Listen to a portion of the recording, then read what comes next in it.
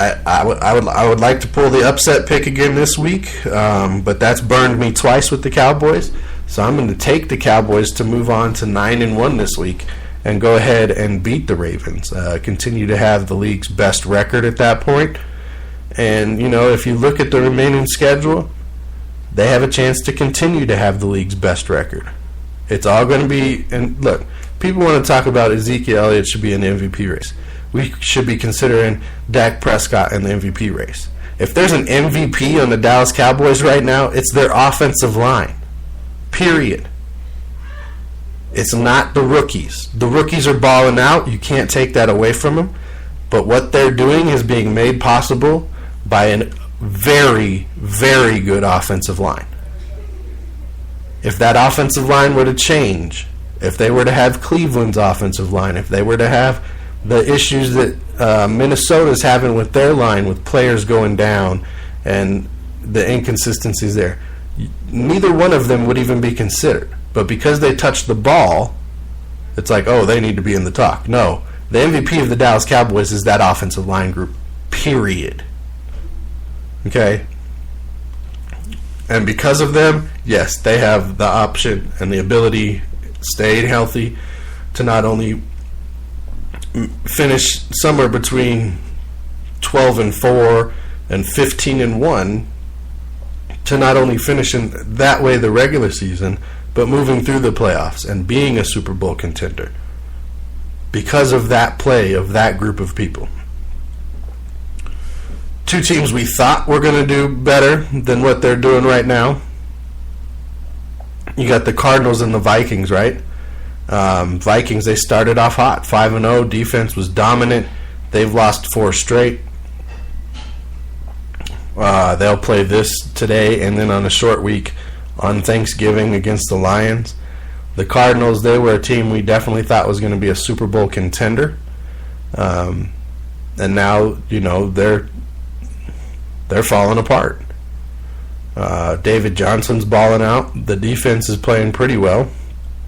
But you're not getting much out of your receiving core or the offense as a whole as far as point production. This game couldn't have come by at a better team for what's ailing both of these teams. Couldn't come around at a better time for both of these teams. The Vikings are struggling to move the ball. They're going up against the Cardinals defense that, yes, has a good secondary, but you can catch them in the run game. That's how teams have been able to stay with them. Short pass, run game. That's kind of all the Vikings have right now. The Cardinals, you're going up against a Vikings team where the defense is just loaded with injuries. They've been struggling. You kind of need to get yourself going on offense, get everything clicking. So like I said, this game comes around at the best time for both of these teams for what's ailing them. You got a Cardinals offense that's kind of struggling. Vikings defense, they need to try and take advantage of some stuff like that today. Green Bay and Washington. Who would have thought this game would be as important as it is for Green Bay? And for Washington, for that matter, because they're trying to stay in it with Dallas just running away with the division. Washington's one of the top offenses really in the league right now. Green Bay's struggling. You got all the turmoil and questions and rumors about coaching and players and contempt and things of that nature going on in Green Bay, which we're not used to hearing. They haven't had a record like this since I think the year Aaron Rodgers took over for Brett Favre. So it's a big game for both of them. The NFC North is tight right now. With a win, Green Bay's kind of right back in it. With a loss, it becomes a harder picture for them. They picked up Christine Michael this week to help them in the running situation. They get Clay Matthews back this week from the hamstring. And really, I see this game pretty even. This could be a 17-16 type game. This could be a 24-21 type game. Either way. Not really sure. If I had to pick, just based on how the season's playing out right now, I think Washington probably wins this one. But again, it's Aaron Rodgers. So you never know what's going to happen. As long as you got him on your side, you got a chance. Good game this week. This game will be a test for Seattle, I'm sure, if Philadelphia can come with the same performance they had last week on the defensive side of the ball. Seattle and the Eagles. I'm going to take the Eagles to win this one. I really don't have any reason why. Seattle's playing, after Dallas, they're playing the best football in the NFC. You got to have an upset pick. I'm going to take the Eagles in the upset on this one. Maybe in like a 13-10 type game with the Eagles defense really just keeping them in it and maybe making one more play than Seattle's defense today. Because, Russell Westbrook's been playing good. Doug Baldwin is that forgotten guy who all he does is, make a play in a key time. The running game's getting going. How do you say his name? Precis. The running back there, the rookie, he's doing well. Thomas Rawls is going to be coming back. Curse, he's another guy. You won't see him for 2 or 3 games, and all of a sudden he'll get a 3rd and 15 first down grab. Jimmy Graham has found finally his niche in this offense. Russell Westbrook's ankles and knees and everything are getting, healthy at the right time for Seattle. The defense is starting to click again for Seattle. They're really starting to fly around again. You didn't see that for a couple weeks there early in the season, but now you see that energy. Michael Bennett should be back here within the next couple weeks, really adding that extra special piece to that Seattle Seahawks defense. But for today, I don't know. I just have this feeling the Eagles have this way of just managing to get into some of these games, and this one feels to me like it's one of those games that they can get into.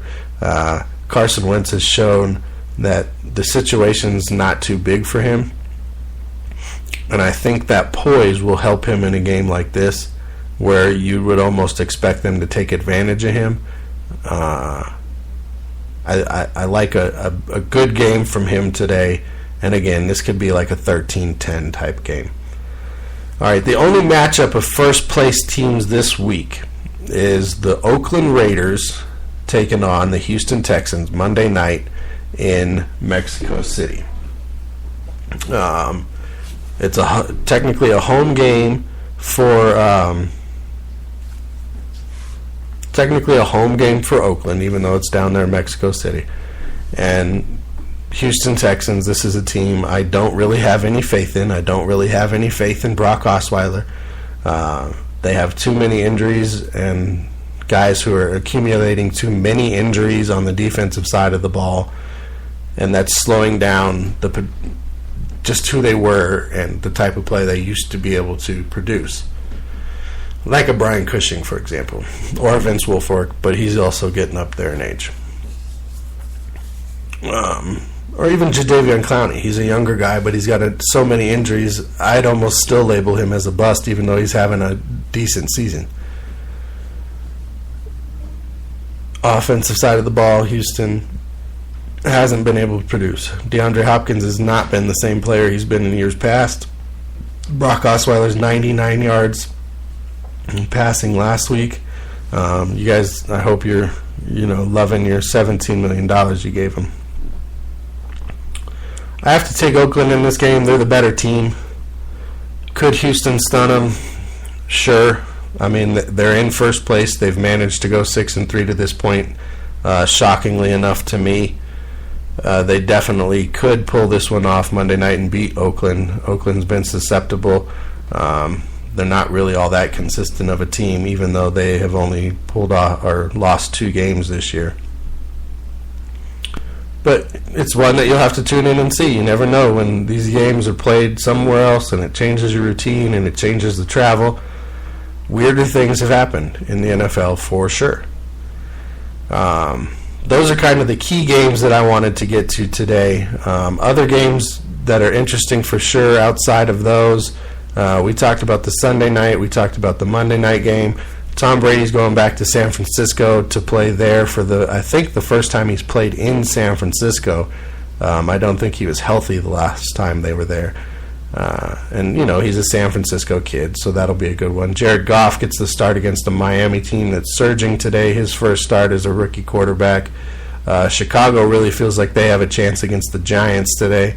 They're walking around with a little pride or determination right now, whatever you want to call it.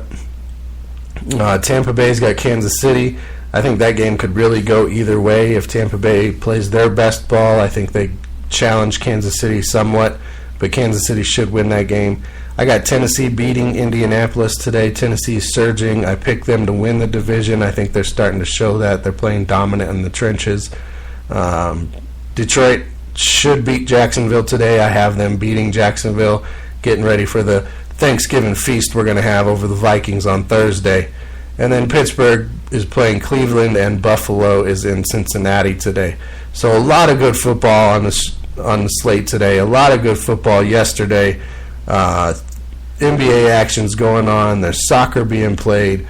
All kinds of good sports. If there's a sport you like, it's probably going on, or there's a video you can watch.